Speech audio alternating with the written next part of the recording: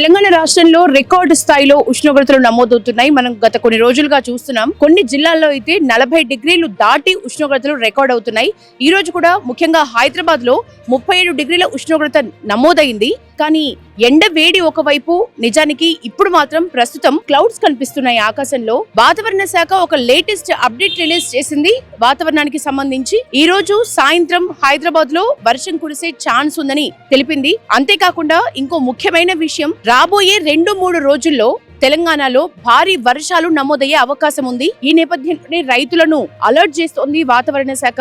ముఖ్యంగా జిల్లాల వారీగా చూస్తే ఆసిఫాబాద్, ఆదిలాబాద్, నిర్మల్, నిజామాబాద్, జగిత్యాల, మంచిర్యాల, మెదక్, సంగారెడ్డి, వికారాబాద్, సిద్దిపేట, జనగాం, రంగారెడ్డి, మహబూబాబాద్ జిల్లాల్లో భారీ వర్షాలు కురిసే అవకాశం ఉందని వాతావరణ శాఖ ఒక అలర్ట్ జారీ చేస్తోంది. హైదరాబాద్ లో ఈ రోజు సాయంత్రం కూడా వర్షం పడే అవకాశం ఉంది. సో ఓవరాల్ గా చూస్తే హైదరాబాద్ లో ఒకవైపు ఎండ వేడి ఉంది, సెగ తగులుతోంది. బయటికి వస్తేనే జనాలు ఇప్పటికీ కూడా బయటికి రావాలంటే భయపడుతున్న సిచ్యువేషనే. కానీ వాతావరణ శాఖ మాత్రం ఈ రోజు ఈవినింగ్ హైదరాబాద్ లో వర్షం పడే ఛాన్స్ ఉందని చెప్పింది. ఇక రాబోయే 2 రోజులు మాత్రం ముఖ్యంగా రైతులు అలర్ట్ గా ఉండాలి. కొనుగోలు కేంద్రాల్లో ధాన్యం రాసులు పోసిన రైతులు ఎవరైతే ఉన్నారో ముఖ్యంగా వాళ్ళు త్వరగా కొనుగోలు కేంద్రాలు, కొనుగోళ్ల ప్రక్రియ ఏదైతే ఉందో దాన్ని త్వరగా పూర్తి చేయాలని కోరుతున్నారు. రైతులు డిమాండ్ చేస్తున్నారు. ఎందుకంటే వడగండ్ల వాన పడే అవకాశం ఉంది. ఆల్రెడీ 54.48 లక్షల ఎకరాల్లో వరి సాగు చేసి ఉంది. సో ఈ వడగండ్ల వాన ఆ వరి సాగు మీద ఎంత ఎఫెక్ట్ చూపిస్తుందో అని రైతులైతే చాలా ఆందోళన చెందుతున్నారు. ఈ నేపథ్యంలోనే కొనుగోళ్లు త్వరగా జరిగిపోవాలి, కొనుగోళ్ల ప్రక్రియ త్వరగా చేయాలి అని రైతులంతా డిమాండ్ చేస్తున్నారు.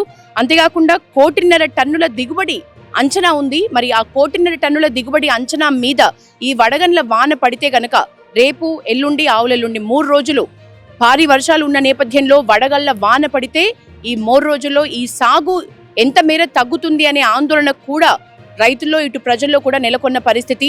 అలాగే మామిడి రైతుల పైన కూడా ఈ వర్షాల ప్రభావం ఉండే అవకాశం ఉంది. ఎవరైతే కొనుగోలు కేంద్రాల్లో ధాన్యాన్ని నిల్వ చేసుకుని ఉన్నారో వాళ్ళకి ఇప్పుడు అగమ్య గోచరంగా ఉంది. అలాగే వరి సాగు రెడీగా ఉంది. ఆ సాగు మీద కూడా ఎఫెక్ట్ పడే అవకాశం ఉంది. ఏదేమైనా రైతులంతా అలర్ట్ గా ఉండాలని మాత్రం వాతావరణ శాఖ ఒక లేటెస్ట్ అప్డేట్ అయితే రిలీజ్ చేసింది.